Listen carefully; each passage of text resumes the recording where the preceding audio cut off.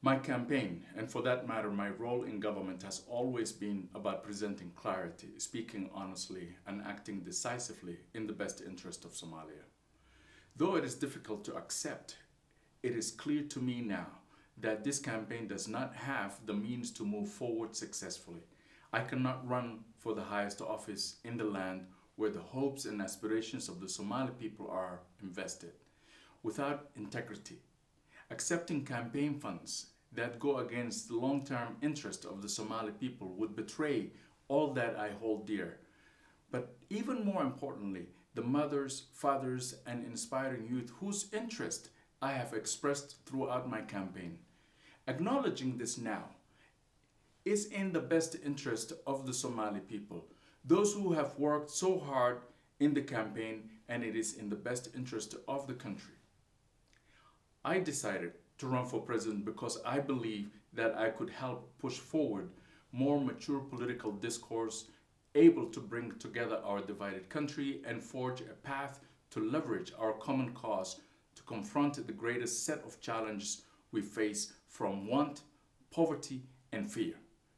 I knew that the most fundamental of them is fear, the fear and mistrust about one another, the very real fear that too many of us have begun to doubt the importance of good governance in bettering the lives and livelihoods of the Somali people, the fear we sometimes feel when it comes to doing the right thing, especially when it runs counter to what is politically convenient amid shallow politics where change has become synonymous with changing an individual rather than the trajectory of the country for the sake of our people.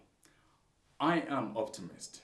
I know that we can reject and overcome these fears and choose to be defined by our ambitions and our ability to achieve them. But this will only be realized when the Somali nation is freed from the shackles of the political elite and enable the public to vote for their leaders. When all is said and done, the election for president today is much more than a referendum on an individual or an administration.